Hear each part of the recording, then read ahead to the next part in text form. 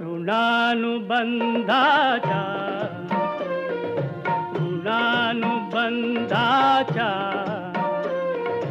जिथून पडल्या घाटी भेटीत पृष्ठता मोठी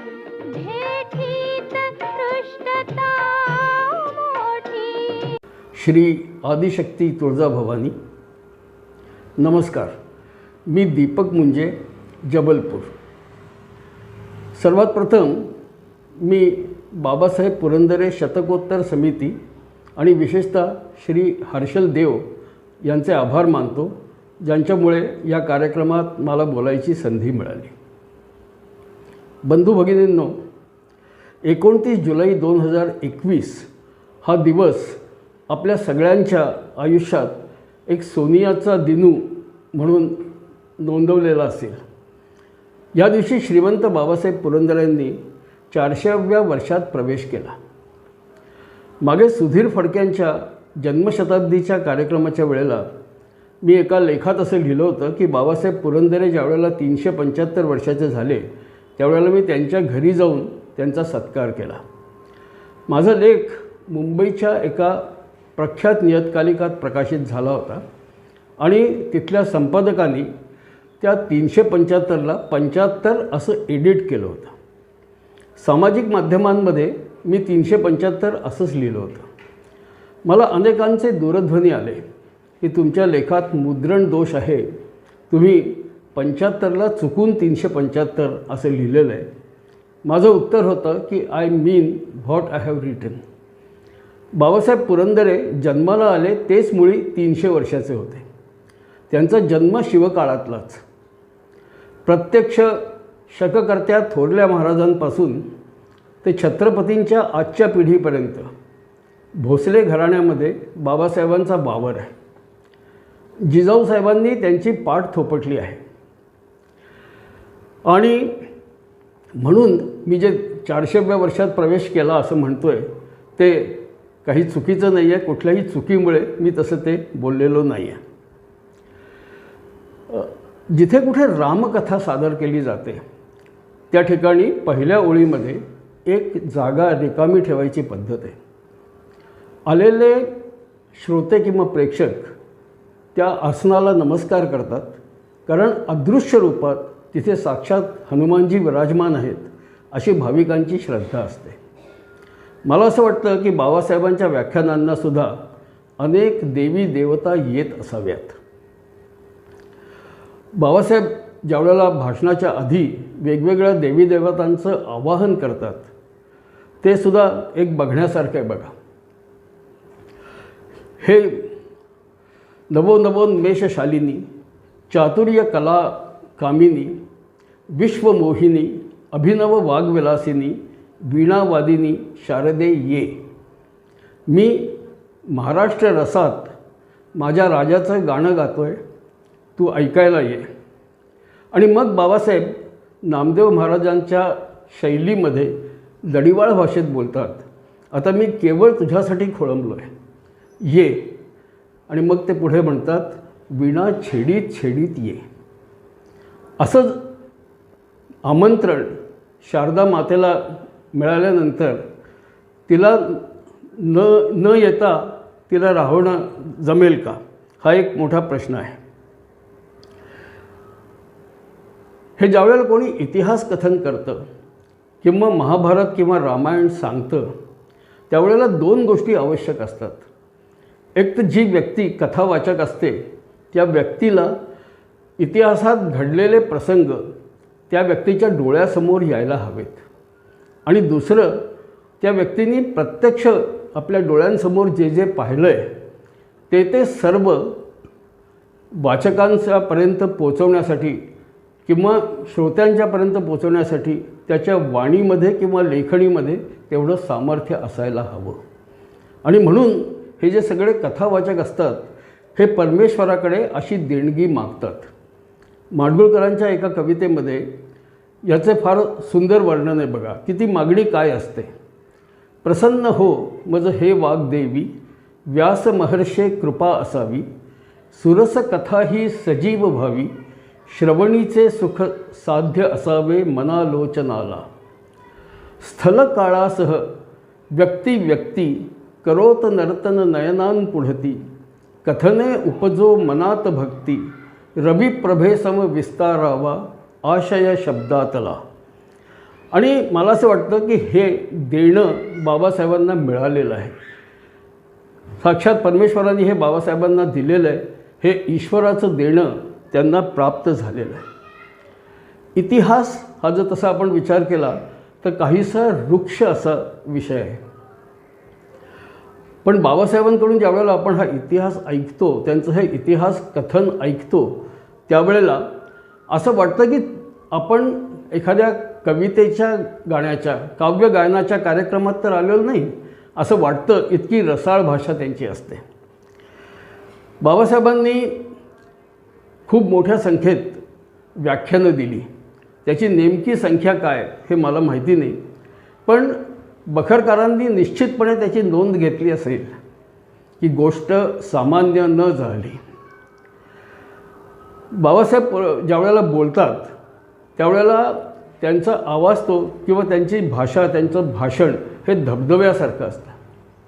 आमच्या जबलपूरला एक जगप्रसिद्ध असा जलप्रपात आहे.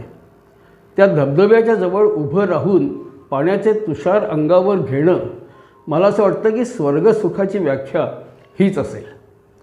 तिथे जाऊन जर मी कधी उभं राहिलो तर मला बाबासाहेबांचं धबधब्यासारखं वक्तृत्व आढळतं. बाबासाहेबांनी आपल्याला इतिहास सांगितलेला नाही आहे, इतिहास दाखवलेला आहे, असंही माझं एक मत आहे.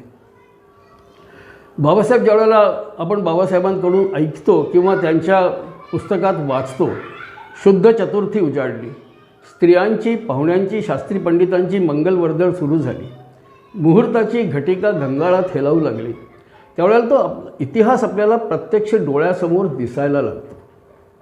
मला काही जण म्हणतात की तुमचं पाठांतर फार चांगलं आहे हो, तुम्हाला असे उतारेच्या उतारे पाठ आहेत. माझं असं म्हणणं की हे पाठांतर नाही आहे. काही गोष्टी अशा असतात की ज्या सरळ तुमच्या काळजाला जाऊन भिडतात आणि तिथेच रुजतात. जे जे उत्तम उदात्त उन्नत महन मधुर ते सर्व तुमच्या काळजाला जाऊन भिडतंच. इतक्या मातीचं ढेकूळ पाण्यात टाका, जो तवंग उमटेल तो इतिहासाचाच. वेड लागल्याशिवाय इतिहास घडत नाही. वेडी माणसंच इतिहास निर्माण करतात आणि मग त्या इतिहासाचं कोड कौतुक करण्यासाठी आपोआप झंकारून उठते शाहिराची डफ तुणतुणी आणि थरारून उठते महाकवीची नवनवोन्मेषशालिनी लेखणी. शिवरायाचा चरित्रचंद्र पाहून कैलासभूषणांची प्रतिभाही गंगासागराप्रमाणे उफाळून आली. बाबासाहेबांचेच हे शब्द आहेत, पण हे त्यांना पण लागू पडत आहेत. माझं भाग्य थोर की मला श्रीमंत बाबासाहेबांचं माझ्या वयाच्या विविध टप्प्यांवर दर्शन झालं, त्यांची भेट आणि त्यांचे आशीर्वाद घेण्याचं भाग्य मला लाभलं. मी अगदी लहान होतो, 9-10 वर्षाचा होतो. जिथे राहत होतो त्याच्यासमोर सहकारी बँकेचं भवन बांधून झालेलं होतं आणि त्या भवनात वरती एक हॉल होता आणि त्या हॉलमध्ये शिवाजी महाराजांवर 4 दिवस व्याख्यानं होणार आहेत अशी खबर आमच्या मित्रमंडळीत आली होती. आम्ही लहान होतो, आम्हाला काही फारसं कळत नव्हतं. पण एक बातमीत असं पण होतं की त्या व्याख्यानाला 4 आणे तिकीट आहे. आणि व्याख्यानाला 4 आणे तिकीट म्हणजे व्याख्याता कोणी मोठा माणूस असावा असं गणित आम्ही मांडलं. कारण ह्या घटनेच्या काही दिवस आधी जबलपूरला प्राध्यापक नासी फडक्यांचं व्याख्यान झालं होतं आणि त्याला 4 आणे तिकीट होतं. तोपर्यंत बाबासाहेब पुरंदरे हे नाव आम्ही ऐकलेलं नव्हतं. बाबासाहेबांचं भाषण झालं आणि दुसऱ्या दिवशी बाबासाहेब आमच्या घरी आले आणि बाबासाहेब घरी आलेले पाहून मित्रमंडळीत माझी कॉलर थोडीशी ताट झाली. आमच्या घरी बाबासाहेब येण्याचं कारण होतं, माझे वडील कैलासवासी मोरूभाऊ मुंजे हे संघाच्या पहिल्या पिढीतले प्रचारक होते. स्वतः डॉक्टरांनी त्यांना रावळपिंडीला प्रचारक म्हणून पाठवलेलं होतं. प्रचारक म्हणून काम थांबवल्यानंतर ते जबलपूरला स्थायिक झाले होते आणि संघाचा कोणीही स्वयंसेवक जबलपूरला आला तर तो त्यांना आवर्जून भेटायला येत असे. त्याप्रमाणे बाबासाहेब आले. बाबासाहेबांची आणि माझ्या वडिलांची भेट झाली नाही, कारण वडील त्यावेळेला बाहेर होते, जबलपूरला नव्हते. बाबासाहेबांना मी नमस्कार केला एवढं मला आठवतं आहे, आणि त्यांनी माझ्या आईला एका वेगळ्या पद्धतीने नमस्कार केला. पुढे मला कळलं की ही शिवकालीन परंपरा आहे आणि ह्याला मुजरा म्हणतात. मला ते पण त्या वयात कळत नव्हतं. बाबासाहेबांच्या जबलपूरच्या पहिल्या व्याख्यानाच्या प्रसंगी घडलेली एक घटना माझ्या आईने पुढे मला सांगितली. पहिल्याच दिवशीच्या व्याख्यानात बाबासाहेब काही संदर्भ सांगत होते आणि श्रोत्यात बसलेल्या मालतीबाई शिवलकर या नावाच्या महिलेनी उभं राहून सांगितलं की बाबासाहेब तुम्ही बोलताय ते चुकीचं आहे, पंचांगाप्रमाणे अशी तिथी असणं शक्यच नाही. बाबासाहेब थोडेसे अस्वस्थ झाले, त्यावेळेला बोलले नाहीत, चिडले तर अजिबात नाहीत. नंतर व्याख्यानानंतर संध्याकाळी त्यांनी सगळे संदर्भ तपासले आणि त्यांची चूक त्यांच्या लक्षात आली. दुसऱ्या दिवशीच्या व्याख्यानाच्या सुरुवातीला त्यांनी आपली चूक प्रांजळपणे मान्य केली आणि त्यानंतर जितक्यांदा ते जबलपूरला आले, ज्यावेळी त्यांची इथे भाषणं झाली, त्या भाषणात सुरुवातीला त्यांनी या घटनेचा उल्लेख केला. इतकंच नाही तर आजसुद्धा जबलपुरातलं कोणी त्यांना भेटलं तर बोलता बोलता हा विषय ते निश्चितपणे काढतात आणि जबलपूरला सुजाण श्रोते आहेत असं ते जबलपूरकरांना एक शाबासकी पण देतात. बाबासाहेब आमच्या घरी आले, जबलपूरला आले, त्या प्रत्येक वेळेला ते आमच्या घरी येत गेले आणि तुम्हाला एक संदर्भ मी सांगितला की माझ्या वडिलांच्यामुळे ते आमच्या घरी आले होते आणि बाबासाहेबांच्या जवळ असलेल्या काही मंडळींशी माझे पण आत्मीय संबंध होते. मग ते राजाभाऊ वाकणकर असतील, सुधीर फडके असतील, वीर मोहन रानडे असतील, बिंदू माधव जोशी असतील किंवा आमचे जबलपूरला सध्या स्थायिक झालेले डॉक्टर राजाभाऊ वैद्य असतील. त्याच्यामुळे बाबासाहेबांशी जवळचा संबंध आला आणि बाबासाहेबांच्या काही गोष्टी माझ्या लक्षात आढळल्या, त्या मी आपल्याला ह्या माझ्या बोलण्यात सांगण्याचा प्रयत्न करतो. बाबासाहेब जबलपूरला आले दुसऱ्यांदा 1976 साली. त्यावेळेला आपल्या देशात आणीबाणी लागलेली होती आणि आणीबाणीत एखादा कार्यक्रम करणं ही एक रोमांचकारी घटना होती. त्यावेळेला बाबासाहेबांना आरक्षितांनी पकडलं नव्हतं, बाबासाहेब बाहेर होते आणि त्यांचं जबलपूरला व्याख्यान ठरलं. व्याख्यान जबलपूरच्या महाराष्ट्र वाचनालयातर्फे होतं.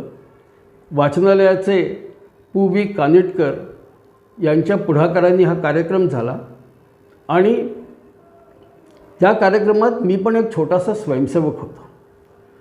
त्याच्या आधी वीर मोहन रानडे विमोचन समितीचं मी काम करायला लागलो होतो आणि म्हणून बाबासाहेबांशी माझा थोडाफार संबंध त्यामुळे पण आलेला होता. 1976 साली ज्यावेळेला बाबासाहेब आले जबलपूरला, त्यावेळेला त्यांनी आपल्या भाषणामध्ये बाळंभट्ट अभ्यंकरांच्याबद्दल माहिती सांगितली आणि मग असं विचारलं की अभ्यंकरांपैकी इथे कोणी आहेत का, या कार्यक्रमाला कोणी आलेलं आहे का. भाषणाच्या नंतर मी त्यांना भेटलो, म्हटलं बाबासाहेब मी अभ्यंकरांचा नातू. तर ते म्हणाले अरे वा, कोणचे अभ्यंकर? तर म्हटलं 9 लाखे अभ्यंकर. तो म्हणे बापरे, 9 लाखे, खूप श्रीमंत होते का होते? म्हटलं हो. बाबासाहेब म्हणाले की पेशव्यांच्या या 9 लाखे अभ्यंकरांची इतिहासाला माहिती आहे. बाबासाहेब हे शिवशाहीर आहेत. शाहिरी बाण्यानी ते शिवाजी महाराजांची कथा सांगतात. शिवाजी महाराजांचे ते भक्त आहेत, पण ते अंधभक्त नाहीत. ते पुराव्याशिवाय कुठली गोष्ट बोलत नाहीत. पुरावा हा त्यांच्यासाठी फार महत्त्वाचा असतो. ज्या गोष्टीला पुरावा नाही त्याची ते कधीही टिंगल करत नाहीत. ही एक दंतकथा आहे किंवा ही भाकड कथा आहे असं कुठल्याही गोष्टीबद्दल ते बोलत नाहीत. ते फक्त एवढं म्हणतात की ही गोष्ट इतिहासाला माहीत नाही, म्हणजे याचे ऐतिहासिक पुरावे नाहीत. तर बाळंभट्ट अभ्यंकरांच्याबद्दल बोलताना जेव्हा त्यांनी सांगितलं तेव्हा त्यांनी मला हे पण सांगितलं की पेशव्यांच्या 9 लाखे सावकाराची ही इतिहासाला माहिती आहे, म्हणजे ह्याचे ऐतिहासिक पुरावे आहेत. बाबासाहेबांच्या त्या कार्यक्रमाच्याच वेळेला त्यांना ड्राफ्ट दिला, बँकेचा ड्राफ्ट दिला मानधनाचा. तर बाबासाहेबांनी तो वाचला आणि ते म्हणाले की हा ड्राफ्ट चुकीचा आहे, हा चालणार नाही, दुसरा ड्राफ्ट द्या.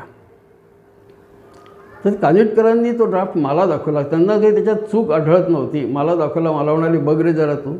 मी तो पाहिला आणि मलाही त्याच्यात काही चूक आढळली नाही. म्हटलं बाबासाहेब, रक्कम ह्याच्यात जी ठरलेली आहे तुमची ती लिहिलेली आहे आणि बाबासाहेब पुरंदरे ह्याच्या स्पेलिंगमध्ये सुद्धा कुठे काही चूक नाही आहे. त्याच्यावर ते म्हणाले की नाही नाही, श्री बाबासाहेब पुरंदरे असं चालणार नाही, श्रीमंत बाबासाहेब पुरंदरे असा मायना हवा. मला असं वाटतं की कदाचित त्यांचं अकाउंट त्या नावाने असेल. तर ते म्हणाले दुसरा ड्राफ्ट हवा. मी बँकेत गेलो, दुसरा ड्राफ्ट आणला, त्यांना आणून दिला. त्याच्यावर श्रीमंत बाबासाहेब पुरंदरे असं लिहिलेलं होतं. त्यांनी तो ड्राफ्ट घेतला. मग ते मला म्हणाले दीपकराव, एक काम आणखीन आहे, माझं परतीचं तिकीट. म्हटलं हो. तर हो म्हणून मी निघालो तिकीट आणायला. मला म्हणाले थांबा थांबा थांबा, कोणत्या वर्गाचं तिकीट काढणार तुम्ही? म्हटलं बाबासाहेब पहिल्या वर्गाचं. गफलतीला कुठेच जागा नाही. ते म्हणे नाही नाही नाही, केवढी मोठी गफलत व्हायची होती. तिकीट काढायचं आहे तिसऱ्या वर्गाचं, थर्ड क्लासचं तिकीट काढा, पण त्या लाकडी फळीचे 5 रुपये मात्र आठवणींनी जमा करा. रात्रीच्या प्रवासात पाठ टेकायला मिळाली तर थोडंसं बरं होईल. म्हणजे माझ्या लक्षात आलं की श्रीमंत बाबासाहेब पुरंदरे यांची राहणी ही अतिशय साधी होती, साधी आहे. आणि एवढ्यासाठी करायचं की पैसे कमवायचे आणि ते कुठल्या तरी कार्याला द्यायचे. ज्या कार्याला दिले त्याची वाच्यता आपण करायची नाही. इथे मला आणखीन एक प्रसंग आठवतो आहे. तो बाबासाहेबांशी संबंधित नाही आहे, पण त्याच प्रकारचा असल्यामुळे तुम्हाला सांगतो. सुधीर फडके सावरकर जन्मशताब्दीच्या वेळेला जबलपूरला यायचे होते आणि नागपूरहून जबलपूरला यायला त्यांची विमानाची तिकीटं काढली होती. वेळेवरती फ्लाईट कॅन्सल झाली आणि मग त्यांना निरोप पाठवला की तुम्ही टॅक्सी करून या. तर त्यांनी माझ्या वडिलांना विचारलं की म्हणे जर टॅक्सीच्या ऐवजी बसने आलो तर उरलेल्या पैशांचं काय होईल? तर वडील म्हणाले ते सावरकरांच्या राष्ट्रीय स्मारकाला जातील. तर मग ते म्हणाले चला आपण बसनेच येऊ. आणि मंडळी चक्क एसटीने आली. त्यावेळेची ही थोर मंडळी. आणि आपल्याला ह्या गोष्टीचा अभिमान आहे की या सगळ्यांच्या संपर्कात येण्याचं भाग्य मला लाभलं. बाबासाहेब अभ्यासक आहेत, पुराव्यानिशी बोलतात आणि पुराव्यांचं महत्त्व हे त्यांच्या प्रत्येक वागणुकीमध्ये आपल्याला दिसतं. 1942 साली करंदीकरांनी स्वातंत्र्यवीर सावरकरांचं चरित्र लिहिलं. ते साधार चरित्र होतं. त्यांनी ते स्वतः सावरकरांना दाखवलं. तात्यारावांनी ते वाचलं. त्यात काही दुरुस्त्यासुद्धा त्यांना सुचवल्या. ते पुस्तक प्रकाशित झालं आणि पुस्तक प्रकाशित झाल्या बाळासाहेब खेर शासनाने त्याच्यावर बंदी आणली. शिवरामपंत चांगलेच वैतागले. त्यांचे बरेच पैसे खर्च झालेले होते आणि त्यांनी त्या पुस्तकावरती प्रचंड मेहनत पण घेतलेली होती. बाबासाहेब आणि करंदीकरांनी असं घोषित केलं की ज्यांना कोणाला माझं पुस्तक हवं असेल त्यांनी 1 आठवड्याच्या आत माझ्या घरी येऊन विकत घेऊन जावं. 8 दिवसानंतर उरलेली सगळी पुस्तकं मी माझ्या अंगणात जाळून टाकेन. बाबासाहेब त्यांना भेटले आणि त्यांना म्हणाले की तुम्ही असं करू नका. तुमच्या पुस्तकाला मूल्य आहे, ऐतिहासिक मूल्य आहे आणि भावी पिढ्यांसाठी हा एक अनमोल असा ठेवा आहे. तुमची पुस्तकं मी घरोघर जाऊन खपवीन. तुम्ही काळजी करू नका. 1942 साली बाबासाहेब 20 वर्षाचे होते. पण त्यांनी घरोघर जाऊन सावरकरांचं करंदीकरांनी लिहिलेलं चरित्र खपवलं. पुराव्याचं महत्त्व त्यांना किती आहे आणि पुराव्याच्याबद्दल ते किती सजग असतात याचं एक दुसरं उदाहरण द्यायचं झालं तर दादरा नगर हवेली मुक्तीसंग्रामाच्या वेळेला मुक्तीसंग्राम यशस्वी झाला. सिल्व्हासावरती आपल्या मंडळींचा ताबा झाला. पोर्तुगीजांचं निशाण खाली आलं. तिरंगा सिल्व्हासावरती तिरंगा लावण्यात आला, चढवण्यात आला. आणि एक तिथला स्वातंत्र्य सैनिक त्वेषाने पोर्तुगीजांचं ते निशाण फाडणार, तेवढ्यात बाबासाहेबांनी त्याला थांबवलं. थांबा थांबा, तुम्ही एक ऐतिहासिक पुरावा नष्ट करीत आहात. मग नंतर बिंदू माधव जोशींनी तो ध्वज झटकून बरोबर ठेवला आणि पुढे ह्या काही स्वातंत्र्य सैनिकांनी दादरला सावरकर सदनात जाऊन सावरकरांना तो ध्वज अर्पण केला. मला बाबासाहेबांच्या बरोबर जबलपूरला रणरागिणी राणी दुर्गावतीचा किल्ला बघायला जायची संधी मिळाली. बाबासाहेब आमच्या घरी आले तर आमच्या घराच्या जवळच तो किल्ला आहे. तो किल्ला पाहण्याची इच्छा त्यांनी व्यक्त केली. मी गेलो बाबासाहेबांना घेऊन तिथे. आजसुद्धा त्या आठवणींनीच मला भरून येतं, अंगावर काटा येतो की मी आणि बाबासाहेब आम्ही दोघंच होतो. आम्ही दोघं चालत चालत त्या किल्ल्यावर गेलो. त्या किल्ल्याचं देखरेख काही नीट होत नाही आहे. तिथे गेलेला प्रत्येक माणूस उद्विग्न होऊन परत येतो. कधीकधी काही मंडळी शासनाला शिव्या हसडतात की काय त्या किल्ल्याची दशा आहे. पण बाबासाहेबांच्या बरोबर मी जेव्हा गेलो तिथे त्यावेळेला त्या डोंगरावर त्या किल्ल्यांच्या पडलेल्या भिंतींवर तिथल्या तुटलेल्या दगडांवर काही इतिहास लिहिलेला आहे आणि बाबासाहेब तो वाचतायत असं मला वाटत होतं. तिथे काय घडलं असेल याच्या बऱ्याच गोष्टी बाबासाहेबांनी त्या दिवशी मला तिथे सांगितल्या. तसंच बाबासाहेबांच्या बरोबर मला जबलपूरला राणी दुर्गावती संग्रहालय पाहायला जाण्याची संधी मिळाली. तिथे गेल्यावरती बाबासाहेबांनी लगेच आपल्या खिशातून एक मोठं भिंग बाहेर काढलं.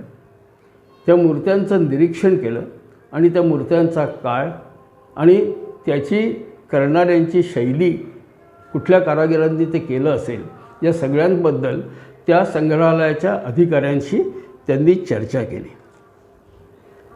आत्ता परवाच्या दिवशी बाबासाहेबांच्या विषयी बोलताना कोणीतरी म्हणालं की बाबासाहेबांचे डोळे मिस्किल आहेत. मला असं वाटतं की बाबासाहेबांचे डोळेच मिस्किल नाही, अवघे बाबासाहेब मिस्किल आहेत. त्यांच्या स्वभावामध्ये एक कुठेतरी लहान मूल दडलेलं आहे बघा. आणि त्याच्यामुळे माझ्यासारख्या सामान्य माणसालासुद्धा बाबासाहेबांच्या समोर किंवा बाबासाहेबांशी काहीही बोलायला संकोच वाटत नाही. त्यांच्या मिस्किलपणाचा अनुभव जो मला आला, 76 साली मी त्यांना माझ्या घरी आणण्यासाठी घ्यायला गेलो.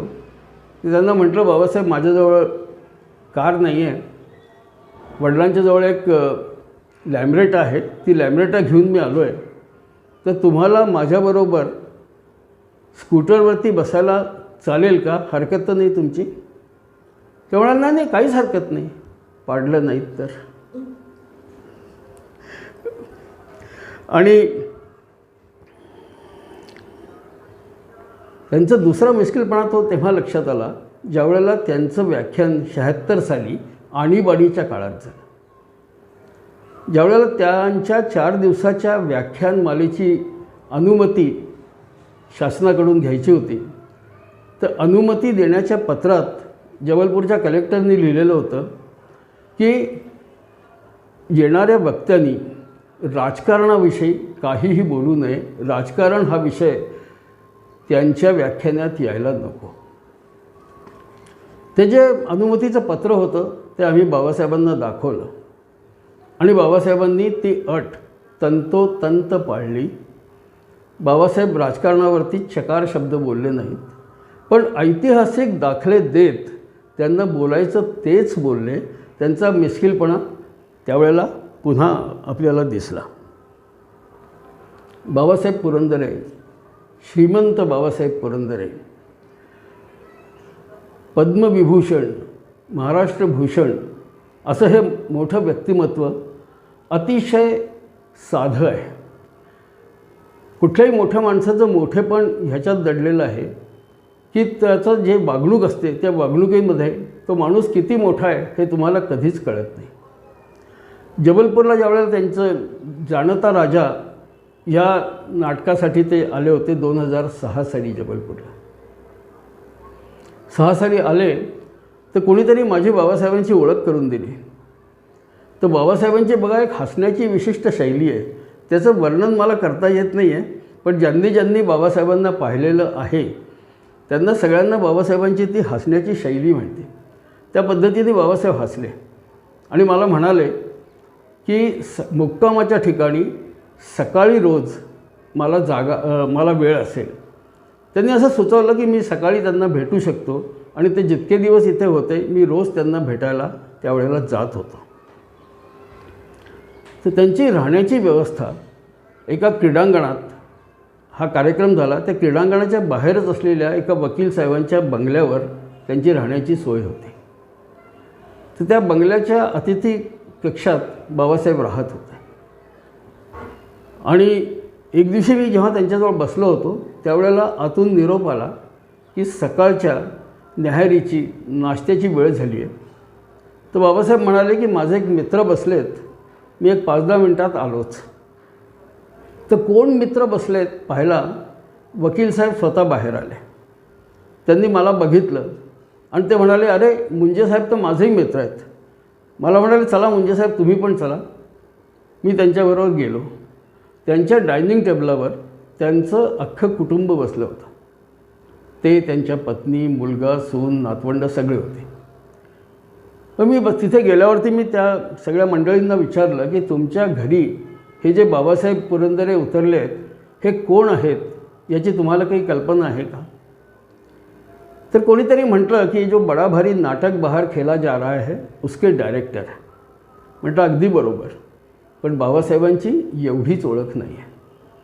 आणि मग बाबासाहेबांनी केलेलं इतिहास संशोधन, त्यांनी दिलेली व्याख्यानं, त्यांचं लिखाण, त्यांनी दादरा नगर हवेली मुक्तीसंग्रामात हातात घेतलेली शस्त्र, वीर मोहन रानडे विमोचन समिती किंवा सावरकर दर्शन प्रतिष्ठान यासाठी त्यांनी केलेलं काम आणि त्यांनी समोर ठेवलेले अनेक मोठे प्रकल्प, या सगळ्या गोष्टींविषयी मी त्या कुटुंबाला माहिती दिली. वकील साहेब मला म्हणाले की म्हणे फार छान झालं मुंजे साहेब, तुम्ही ही सगळी माहिती आम्हाला दिलीत, आणि नाही तर आमच्या घरी किती मोठं व्यक्तिमत्व उतरलं आहे हे आम्हाला कधी कळलंच नसतं. प्राध्यापक शिवाजीराव भोसले यांनी डॉक्टर हेडगेवारांवर काही व्याख्यानं दिली होती.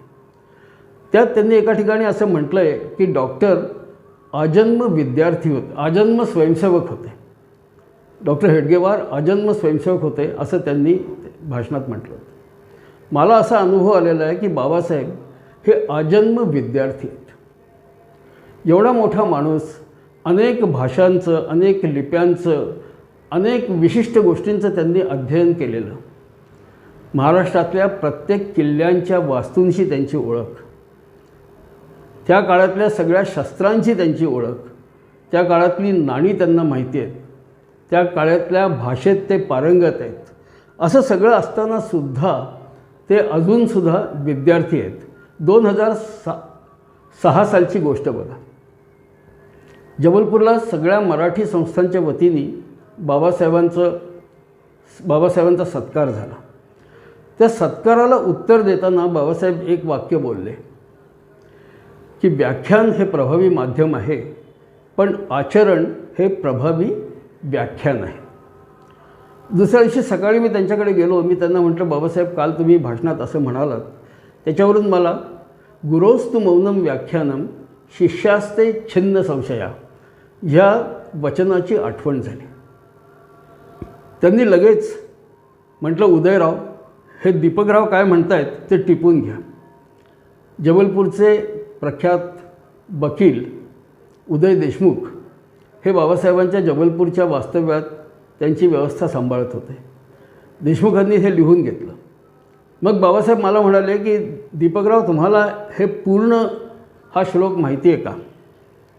तर म्हटलं नाही, पण म्हटलं मी ज्ञानकोशाला विचारून तुम्हाला 5 मिनिटात सांगू शकतो. मी लगेचच भ्रमणध्वनी केला. गोविंदाचार्य त्या दिवशी वाराणसीला होते. म्हणाले, अरे यार एक बैठक में आया हूँ, बोल काय काम काढलंस. म्हटलं, गुरोस्तु मौनम व्याख्यानम शिष्यास्ते छिन्न संशया, हे वचन असलेला पूर्ण श्लोक काय तो मला जाणून घ्यायचा आहे. म्हणाले, का रे बाबा काही कुठे भाषण देतोस का. म्हटलं नाही, बाबासाहेब पुरंदरे इथे आलेले आहेत आणि त्यांना ही माहिती हवी आहे. ते म्हणाले, लिखो. तिष्ठन तिष्ठन कस्मिन वटतरू मूले शिष्या वृद्धा गुरौ युवा गुरौस्तु मौनम व्याख्यानम शिष्यास्ते छिन्न संशया. आणि ही त्यांची ज्ञानलालसा वयाच्या आज इतक्या वर्षात सुद्धा आहे. बाबासाहेबांना मी एकदा पुण्यात भेटायला वेळ मागितली. बाबासाहेब मला म्हणाले की तू तर मला म्हणणं शक्य नाही, तुम्ही अमुक दिवशी अमुक वाजता विश्रामबाग वाड्यात मला भेटा. मी ठरलेल्या वेळी गेलो तिथे बाबासाहेब आलेले नव्हते आणि आज येणार नाहीत असं मला तिथे कळलं. आता हिरमुसला होऊन मी तिथून परत निघणार तेवढ्यात एक तरुण धावत तिथे आला. दीपक मुंजे इथे आलेले आहेत का. मी पुढे झालो. म्हटलं मीच. म्हणजे बाबासाहेबांना बरं नाही तर बाबासाहेब आज येणार नाही तिथे, त्यांनी तुम्हाला घरी बोलवलं आहे आणि तुम्हाला घरी नेण्यासाठी गाडी घेऊन मला पाठवलं आहे, चला. आणि तो तरुण बाबासाहेबांच्या कारने मला त्यांच्या घरी घेऊन गेला. तिथे गेलो. मी बाबासाहेबांशी बोललो. माझं काम झाल्यावर ज्यावेळेला मी परत निघालो त्यावेळेला तो तरुण पुन्हा गाडीचं दार उघडून तिथे उभा होता. म्हणे बसा. तर म्हटलं गाडीची गरज नाही, मी रिक्षाने परत जाईन. तर वरतून मला आवाज आला मोठ्याने, दीपकराव गुमान बसता का खाली येऊ. पहिलं तर खिडकीत बाबासाहेब उभे होते आणि तिथून मला ते म्हणत होते. मी करणार काय. मी गुमान गाडीत बसलो आणि पुढे निघालो. आपण कोणाला तरी भेटायला वेळ दिली आहे, तो मनुष्य परगावचा आहे, पुण्यात त्याची जाण्या येण्याची नीट सोय आहे का. ह्या सगळ्या काळजीनी दिलेल्या वेळी आपण जर दिलेल्या ठिकाणी भेटू शकलो नाही तर कुठल्या माणसाची गैरसोय व्हायला नको, म्हणून त्यांनी एवढी माझी काळजी त्या दिवशी घेतली होती. बाबासाहेब आपल्याला सगळ्यांनाच माहिती आहे की दरबारी प्रथा आणि परंपरा याचं पालन करतात, ज्याला रीतिरिवाज म्हणतात. दरबारी रीतिरिवाजांचं ते पालन करतात. आत्ता परवा 99 वर्ष पूर्ण झाल्यावर दिलेल्या सत्काराला उत्तर देताना बाबासाहेब म्हणाले की जगात अशी 5 की 6 माणसं आहेत ज्यांना ते अरेतुरे करतात आणि बाकी पाळण्यातलं मूल जरी असेल तरी त्याला ते अहो म्हणतात. आणि ह्या कारणाने एका सामान्य माणसालासुद्धा दीपकराव हे संबोधन असतं. या बाबतीत मला एक आणखीन प्रसंग आठवतो आहे की सुधीर फडक्यांचा मुंबईत अमृत महोत्सवी सत्कार व्हायचा होता. अटलजी यायचे होते, बाळासाहेब ठाकरे यायचे होते. त्या कार्यक्रमाला अटलजी वेळेवरती येऊ शकले नाहीत, पण बाळासाहेब ठाकरे आलेले होते. त्या कार्यक्रमाला बाबूजींना नेण्याची सोय माझ्या एका मित्राच्या कारमध्ये होती आणि म्हणून मी आणि माझा मित्र बाबूजींच्या घरी पोचलो. मुंबईच्या वाहतुकीत खोळंबा होऊ नये म्हणून आम्ही चांगलं 2-2.5 तास बाबूजींच्या घरी जाऊन बसलो. बाबूजी घरी नव्हते. काकू होत्या. काकूंनी आम्हाला बसायला सांगितलं. बघितलं तर समोरच्या सोफ्यावरती 2 जण बसले होते आणि शांतपणाने बसले होते. तेवढ्यात एका ग्रस्तांनी उठून दूरध्वनी केला की मी बिंदू माधव जोशी बोलतो आहे, माझ्याबरोबर बाबासाहेब आहेत. आणि आम्ही एकदम चमकलो की अरे बाबासाहेब आहेत इथे. म्हणजे अगदी शांतपणे बसले होते. म्हणजे असं बाबासाहेब म्हटल्यावरती बाबासाहेब पुरंदरेच ही गोष्ट लक्षात आली. 2-2.5 तास त्या दिवशी आम्ही बाबासाहेबांशी गप्पा मारत बसलो होतो. बाबूजी खूप उशिरा आले. आणि तिथे पण बघा हे जे रीतिरिवाज ते पाळतात. बाबासाहेब पुरंदरे सुधीर फडके अमृत महोत्सव समितीचे अध्यक्ष होते. तर तिथे जाताना काय आपली वेशभूषा असावी, ज्याला हल्लीची मुलं ड्रेस कोड म्हणतात, तर आपलं काय वेशभूषा असावी, तर त्या पदाला शोभेसं अशी वेशभूषा हवी या विचाराने कार्यक्रमाला जायची वेळ झाली त्याच्या थोडंसं आधी बाबासाहेबांनी एक छानपैकी शेरवानी घातली आणि शेरवानी घालून ते औपचारिकरित्या अध्यक्ष म्हणून ते तयार झाले. कार्यक्रमाच्या अगदी निघायची वेळ आली त्यावेळेला बाबूजी बाहेरून कुठून तरी परत आले आणि आम्हाला म्हणाले की चला वेळ झाली. म्हटलं हो. मी म्हटलं बाबूजी तुम्ही कपडे बदलणार ना, कारण बाबूजींनी खॉकी रंगाची पॅन्ट आणि पांढरा शर्ट घातला होता. बाबूजी म्हणाले की नाही नाही कपडे बदलणार नाही मी, ह्यात काय वाईट आहे. आता बाबूजींनी असं म्हटल्यावर आम्ही कोण काय त्यांना म्हणणार होतो. बाबासाहेब आपल्या शेरवानीकडे पाहत म्हणाले नाहीतरी हल्ली नवरदेवापेक्षा बँडवाल्याचाच रुबाब जास्त असतो. बाबासाहेबांचा एक मित्र मगाशी मी आपल्याला सांगितलं जबलपूरला आहेत, डॉक्टर महारुद्र वैद्य. बाबासाहेब आणि ते अगदी बालपणापासूनचे मित्र आहेत. डॉक्टर वैद्य बाबासाहेबांना अरे तुरे करतात, पण बाबासाहेब मात्र त्यांना राजाभाऊ म्हणतात आणि अहोज अहोज म्हणतात. अलीकडे एक 3-4 वर्षापूर्वी डॉक्टर वैद्यांनी बाबासाहेबांची पुण्याच्या एका नियतकालिकासाठी मुलाखत घेतली. परत आल्यावर डॉक्टर वैद्य माझ्या घरी आले. त्यावेळेला ते 90 वर्षाचे होते. तेही बाबासाहेबांसारखेच तरुण आहेत. 90व्या वर्षी स्वतः कार चालवत माझ्या घरी आले आणि मला म्हणाले अरे तो बाबा पुरंदरे तुझी आठवण काढतोय, तू त्याला पत्र लिही. बाबासाहेब पुरंदरे माझी आठवण काढतायत, म्या पामराची. माझ्या आयुष्यातले जे असे सुखद क्षण आहेत त्यातला हा एक आहे. डॉक्टर वैद्य म्हणाले तू त्याला पत्र लिही. मी हो म्हटलं. मग वैद्य शेवटी डॉक्टर 15 दिवसांनी पुन्हा आले गाडी चालवत फॉलोअप करायला. का रे बाबाला पत्र लिहिलंस? म्हटलं हो. त्यांनी माझ्या डोळ्यात असं रोखून पाहिलं आणि मला म्हणाले तू पत्र लिहिलेलं नाहीस, लिही. मग मी पत्र लिहिलं. राजमान्य राजश्री श्रीमंत शिवशाहीर बळवंत मोरेश्वर तथा बाबासाहेब पुरंदरे, सेवेसी दीपक मोरेश्वर, विशेष तरी आपण आठव केला जाणून परम संतोष झाला. सेवेसी बहुत काय लिहिणे, आमचे अगत्य असो द्यावे विज्ञापना लेखन सीमा. माझ्या एका लेखात मी हे पत्र छापलं. मला काही जणांचे संदेश आले, फार छान पत्र लिहिलं तो. म्हटलं पत्र मी लिहिलेलं असलं तरी भाषा बाबासाहेबांचीच आहे. बाबासाहेबांनी आपल्याला शिवाजी महाराजांचं चरित्र सांगितलं, इतिहास कथन केला, मगाशी मी बोललो त्याप्रमाणे इतिहास दाखवला आणि त्याचप्रमाणे आपला शिवकालीन भाषेशी परिचयसुद्धा करून दिला. मित्रांनो, गेली वर्षभर आम्ही जे ज्येष्ठ नागरिक आहोत आमच्या समूहांमध्ये एक संदेश फिरतो आहे. 90व्या लता मंगेशकरांच्या 90व्या वाढदिवसाच्या वेळेला बाबासाहेब पुरंदरे मुख्य पाहुणे म्हणून बोलताना म्हणाले की लता दीदी जेव्हा 100 वर्षाची होईल तेव्हा पण मला भाषण द्यायला बोलवा, मी अवश्य येईन. तो सोन्याचा दिन येवो अशी श्री आदिशक्ती तुळजाभवानीकडे प्रार्थना. नमस्कार.